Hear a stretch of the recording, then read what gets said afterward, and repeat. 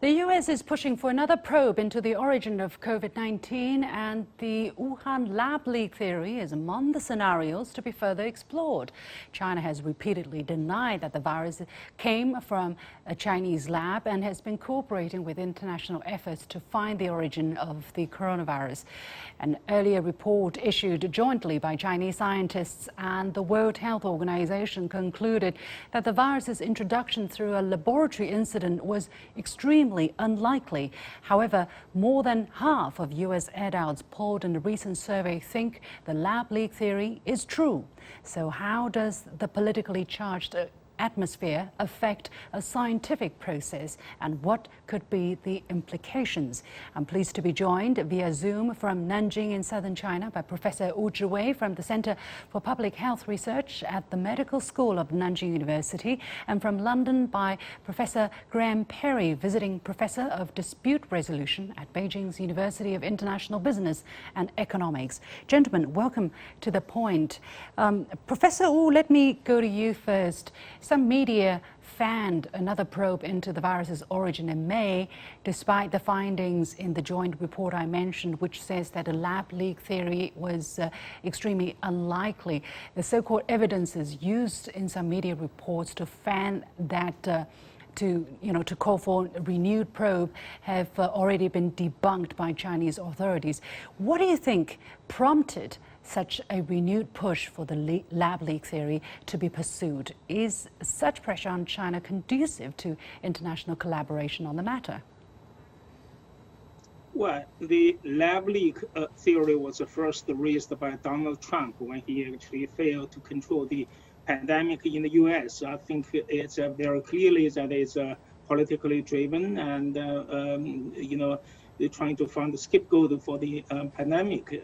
One of the issues here is very clear that the overall the U.S. policy towards China actually is playing a very critical role in this accusation.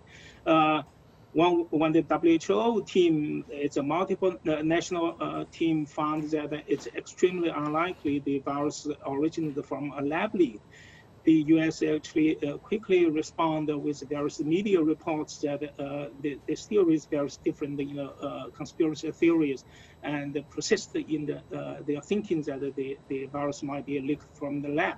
I think this is largely driven by the domestic politics. If you look at the situation in the U.S., both the Democrats and the Republicans all trying to explore the opportunities for their own political gains in this case. So this is an unfortunate situation in the global fight against the pandemic. The other issue, actually, I think we all should notice that none of the scientists that raised the issue about the lab leak, basically it's the politician in the administration, in the previous the Trump administration, currently the Joe Biden's administration, and a number of China hawks are very active in pushing this theory, like Tom Cotton, and he is one of the prime promoter of this theory. So it's very clear that they don't present any actual evidence. Basically, they're trying to fan the public to believe what they are saying.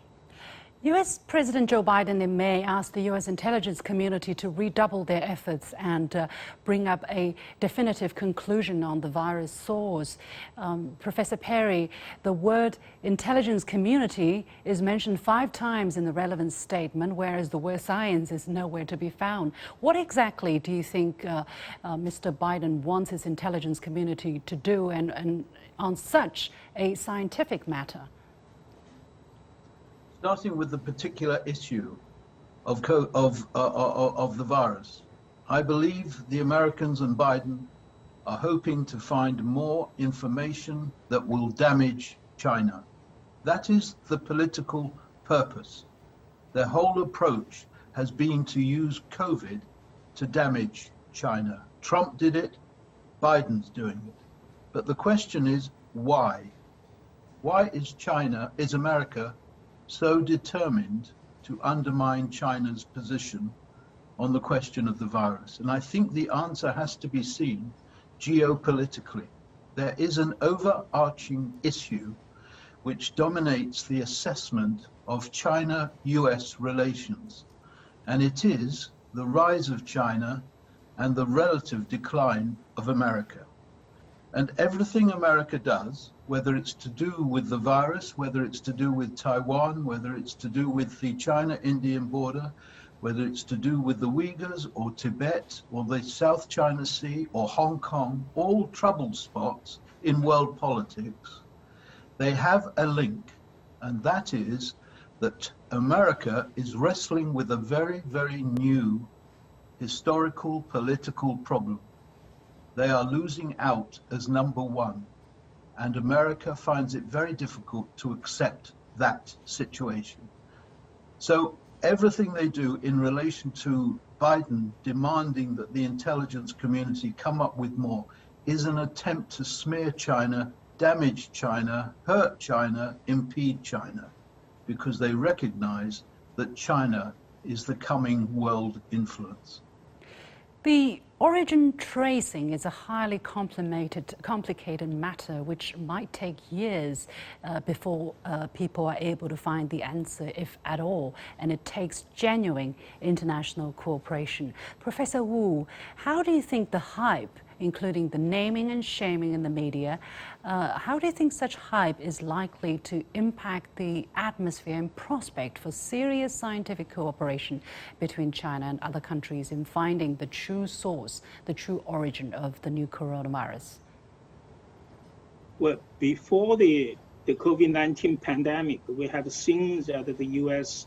scientific research communities and universities, research institutions are under tremendous pressure of the U.S. government demand, basically trying to bar the Chinese research scientists entering some so-called sensitive areas. And a number of scientists were prosecuted by the legal system for not disclosing so-called China links. So you see that it's an overall campaign trying to basically decoupling the scientific research collaboration, which actually built over the years.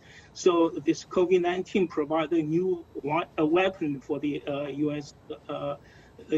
politicians to basically trying to push the agenda further. I think this actually has a tremendous impact in terms of the scientific collaboration and scientific research activities among those two countries.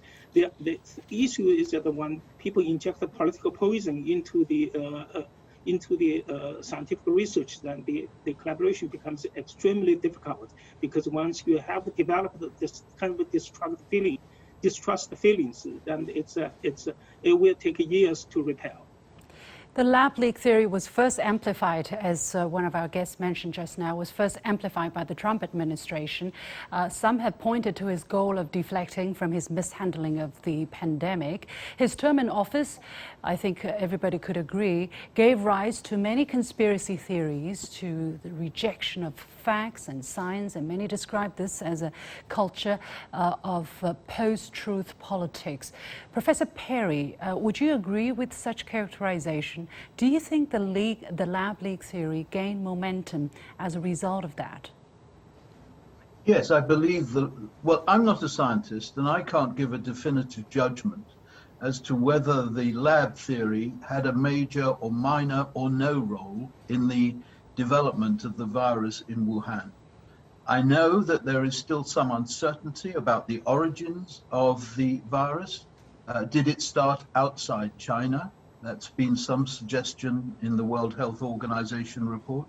Did it develop within China? Did China handle it initially awkwardly? And did they eventually take control and curb the growth of COVID in China? But the treatment by the Western democracies, their handling of COVID, was very poor. And I'll just give you one statistic if I can, but it's relevant. And it's relevant to the issue of democracy as well.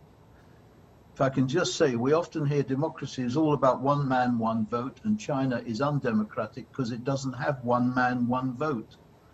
But in America and Britain together, the number of people that died from COVID was 730,000 people. And that figure is rising. And the number of people that died in China is meant to be less than 10,000. One death from COVID is bad, make no mistake.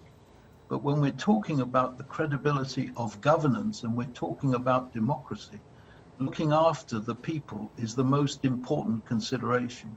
And those numbers do not testify well as to the manner in which Trump and Johnson both dealt with COVID when it arrived in the US and in the UK. So there is a deflection issue here at work. Avoid responsibility for what went wrong in China, in America and the UK by blaming China for the origin. But if I can just make one other point, Xi Jinping issued a statement at the end of January warning the world about COVID. They had seen what had happened in Wuhan. They issued their statement. It took a very long time for Johnson in the UK and Trump in the US to take that seriously. And their failure to take it seriously meant that the people in those two countries were put at unnecessary risk. Yeah. So this is a deflection. And funnily, at this moment, nobody is really talking about the failures of these governments in handling the case, but they're all pointing finger at China or trying to focus the spotlight on China as to the original sin in the whole matter. But final question to Professor Wu. Both President Trump, former President Trump, and the former U.S. Secretary of State Mike Pompeo bragged about seeing credible evidence that the virus came from a lab in China. Over 400 days later, they haven't produced a shred of evidence. How do you predict that the report of the U.S. intelligence community is going to be, and will it shed more light on the situation? Absolutely not, actually. They started with a lie, they will end with a lie. Basically, if you look at how they deal with the issue, actually, so far, I haven't seen any solid evidence saying that the virus is leaking from the lab. So this actually reminds me the situation about Iraq's weapons of mass destruction. And you see how the U.S. government actually coordinated with some media, find the national feeling and create a complete lie to invade a sovereign country.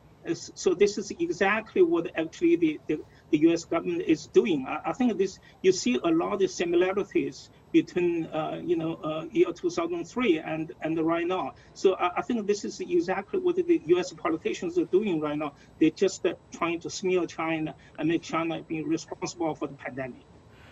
I think it needs to be said that it is important to find out the true origin of the virus, both for the benefit, for the interest of the Chinese people and for people in other parts of the world. But given such a lack of trust between countries, especially between governments in the West and China, it's very, very difficult for China to work with its international counterpart to really shed light on the origin of the pandemic. Unfortunately, that is the reality we're looking at this moment. Many thanks to my guests, Professor Zhiwei and Professor Graham Perry.